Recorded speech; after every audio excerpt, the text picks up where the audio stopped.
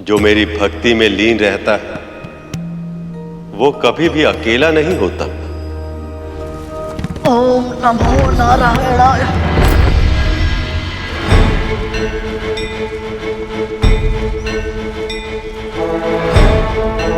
ओम नमो नारायणाय। ओम नमो नारायणाय। ओम नमो नारायणाय। ओम नमो नारायणाय। इस पक्षी ने ये विशाल पर्वत उठा तो लिया, किंतु क्षीर सागर तक नहीं पहुंच पाएगा ये।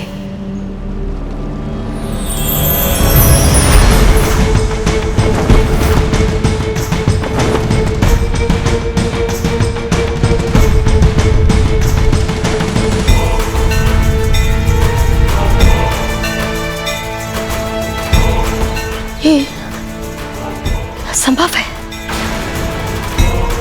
नारायण नारायण, असंभव को संभव कर दिखाया गरुड़ तुमने।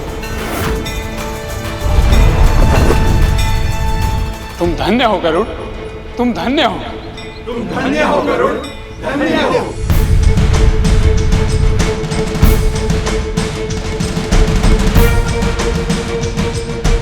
अति उत्तम, अति उत्तम पुत्र।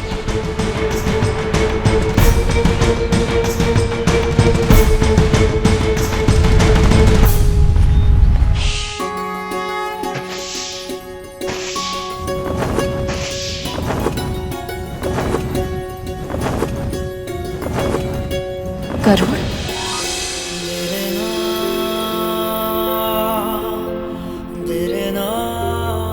आज मुझे ऐसी अद्भुत प्रसन्नता क्यों हो रही है, जैसी आज से पहले कभी नहीं हुई।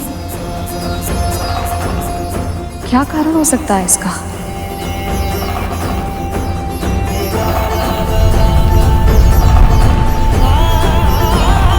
जिस मंदराचल पर्वत को उठाने की कल्पना तक नहीं की जा सकती थी, उस पर्वत को उड़ा कर ले गया ये। लगता है कि बाल खिले ऋषियों का आशीर्वाद फल गया है इसे। सच में एक सहस्त्र इंद्र की शक्ति है इसमें।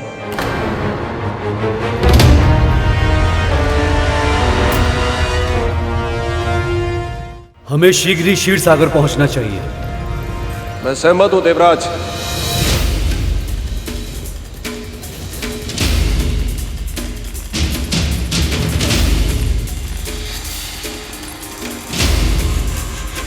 आज सब उस गरुड़ के गीत गा रहे हैं,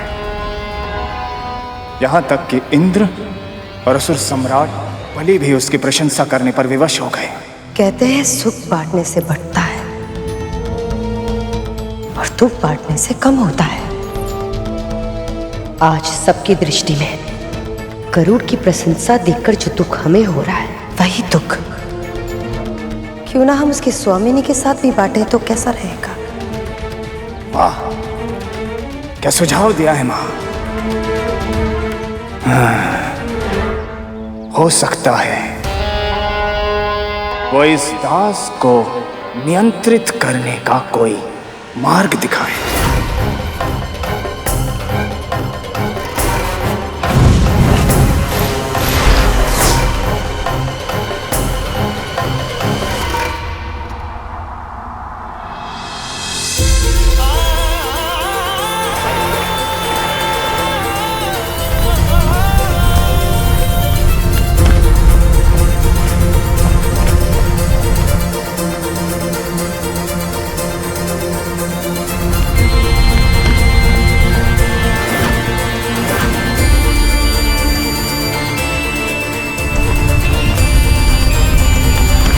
धन्य हो गरुड़, तुम धन्य हो। तुम धन्य हो गरुड़, तुम धन्य हो।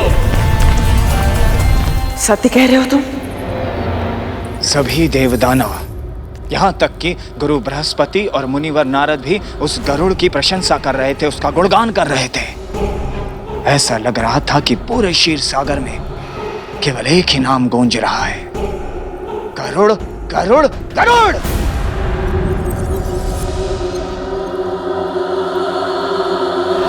मेरे छोटे से पुत्र ने इतना विशाल मंदराचल पर्वत उठा लिया, वो भी अकेले।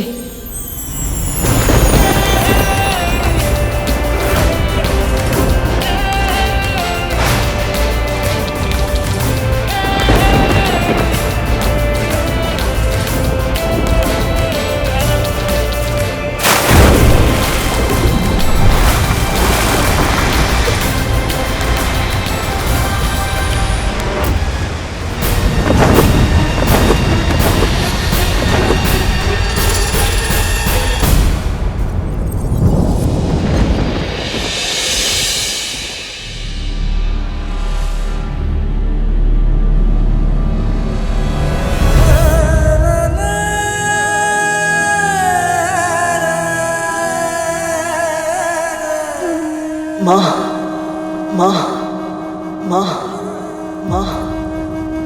गरुड़,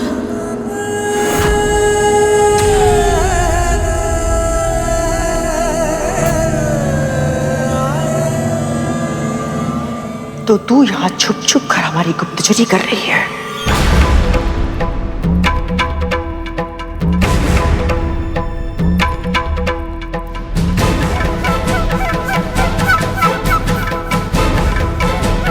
गुप्तचरी? नहीं महारानी, मैं तो आपके लिए ये कुछ फल लाई थी। बस,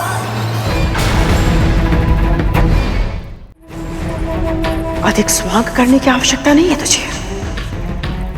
पूरा का पूरा परिवार आलसी है। तेरा एक पुत्र विकलांगता का नाटक करके पहले यहां से चला गया, और तुझे मेरा कार्य करना कठिन लगता है, किंतु उस बूढ़े भिखारी का कार्य करने में तुझे आनंद आता है।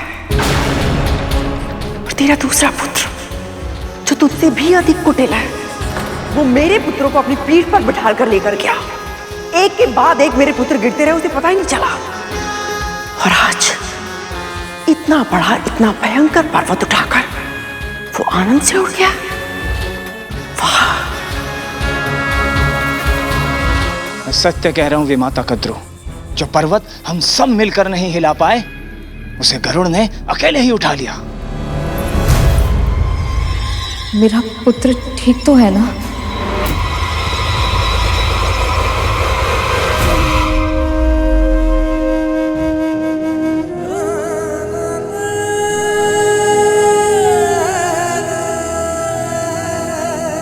पुत्र, क्या हुआ? तुम ठीक तो हो? पुत्र, आज तुमने बहुत ही बड़ा और महत्वपूर्ण कार्य किया है कि अब तुम्हारी महिमा युगों युगों तक गाई जाएगी।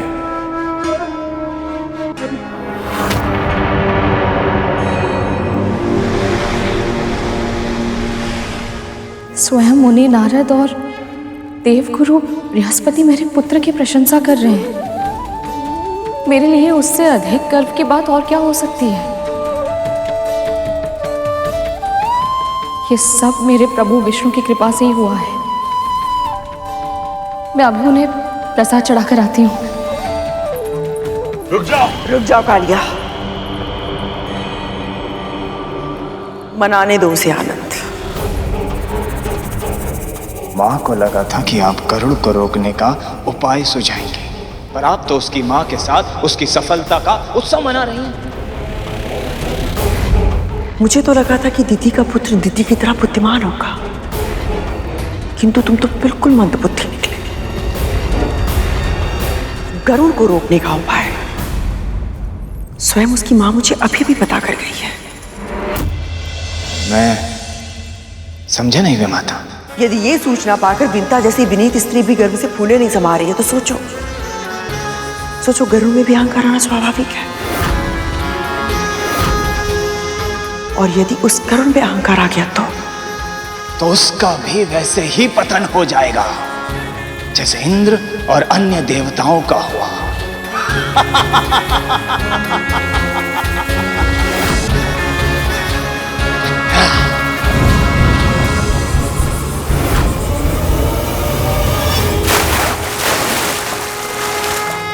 नहीं मुनिवर, ये कार्य तो कैसे पूरा हुआ पता ही नहीं चला, बस सब अपने आप हो गया। इतने भी अधिक विनीत बनने की आवश्यकता नहीं है गरुड़। जो पर्वत हम सब देव और दानव एक साथ मिलकर भी नहीं उठा पाए, उसे तुमने अकेले उठा लिया। तुमने आज तुमने अपने शत्रुओं को अपनी योग्यता से जीत लिया है। इसको किस उद्देश्य से भेजा था और ये कर क्या रहा है? यदि तुम आज ये असंभव कार्य नहीं कर पाते, मंद्राचल पर्वत को उठाकर यहां तक नहीं ला पाते, तो समुद्र मंथन प्रारंभ ही नहीं हो पाता।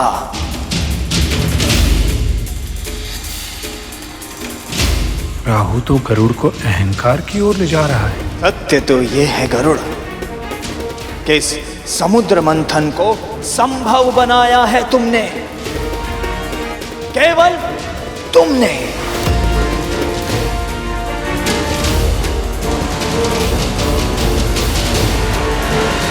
तुम्हारी जितनी भी प्रशंसा की जाए उतनी कम है। विंतानंदन गरुड़ की, विंतानंदन गरुड़ की, विंतानंदन गरुड़ की, विंतानंदन गरुड़ की, विंतानंदन गरुड़ की, विंतानंदन गरुड़ की, विंतानंदन गरुड़ की, विंतानंदन गरुड़ की, विंतानंदन गरुड़ की, विंतानंदन गरुड़ की, विंतानंदन गरुड़ की, विंतानंदन गरुड़ की। ये क्या हुआ प्रभु?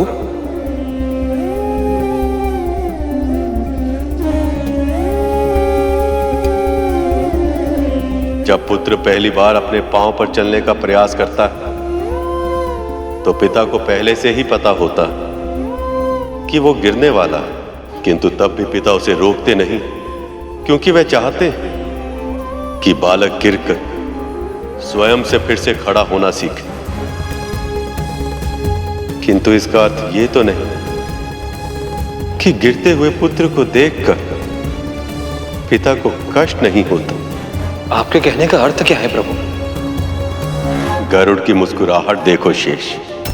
विंतानंदन गरुड़ की जय। जब तक इसके मन में भक्ति थी, ये भावना थी कि जो कुछ भी हो रहा वो पर ब्रह्म के कारण हो रहा, तब तक इसकी आंखों में विनम्रता थी, मुस्कुराहट में मधुरता थी। पर अब देखो, अब इसके मन में अहंकार आ गया।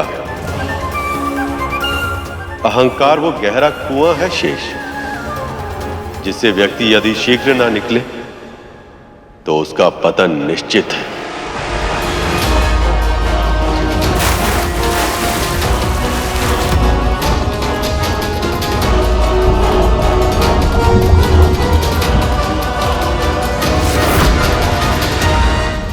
क्या हुआ? ये सब ऐसे शांत क्यों हो?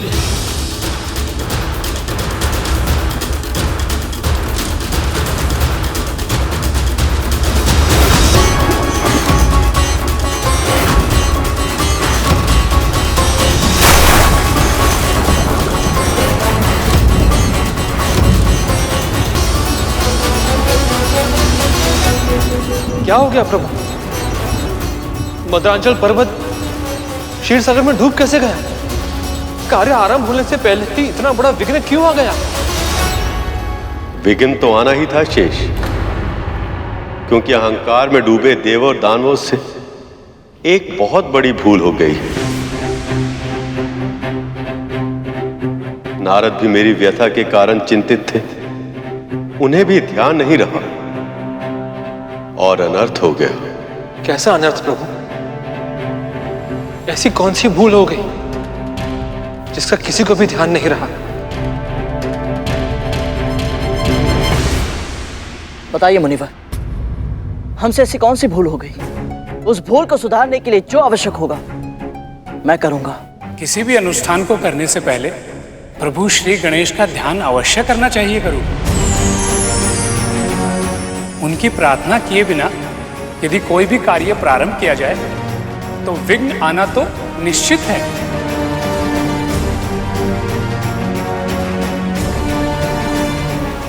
गणपति उस पर ब्रह्म के स्वरूप हैं, जिनकी इच्छा से संसार के सभी कार्य संपन्न होते हैं। एक देह में रीढ़ के आधार से लेकर शीश तक 7 चक्र होते हैं। सबसे पहला चक्र है मूलाधार। जब तक मूलाधार चक्र नहीं खुलता, ना तो कुंडलिनी जागृत हो सकती है और ना ही अन्य चक्र खुल सकते हैं। श्री गणेश इस मूलाधार चक्र के स्वामी, वो ही इसे नियंत्रित करते हैं। इसीलिए किसी भी शुभ कार्य के आरंभ में सबसे पहले श्री गणेश का ध्यान किया जाता है। शेष जब तक वो देवों और दानवों को अपना आशीर्वाद नहीं दे देते, इस समस्या का समाधान संभव नहीं है।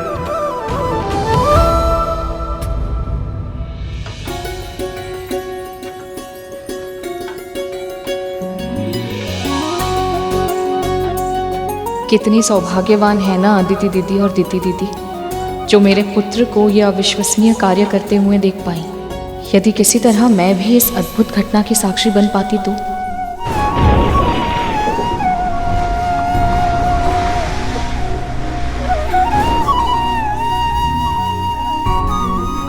हे प्रभु, आपने मुझे इस कार्य के योग्य समझकर यह अवसर देकर मुझे धन्य बना दिया। धन्यवाद प्रभु।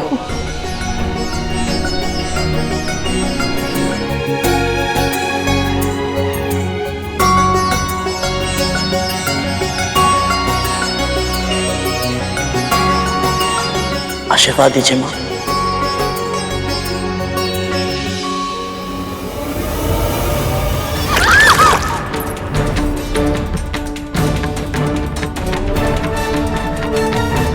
यदि मां को पता चला कि इस भूल के कारण इतना शुभ, इतना आवश्यक अनुष्ठान पूरा नहीं हो पाया, परम पिता और माता लक्ष्मी का मिलन नहीं हो पाया, तो उन्हें कितना कष्ट होगा।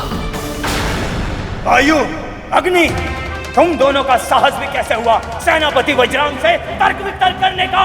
क्यों? वायु ने क्या असत्य कहा? क्या तुम असुरों के लिए गणपति पूजनीय नहीं है? परंतु उन्हें निमंत्रित करने का, उनका पूजा करने का प्रमुख दायित्व तो तुम देवताओं का था, हमारा नहीं, जिसे तुमने नहीं निभाया। तो जाओ।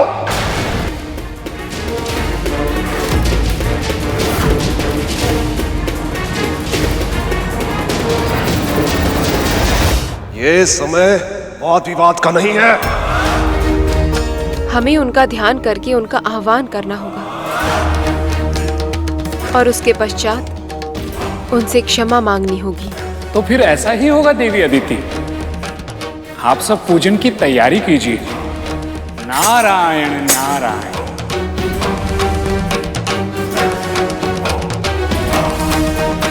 इस पूजा को सफल होना ही होगा। किसी भी मूल्य पर प्रभु गणेश को मनाना ही होगा हमें।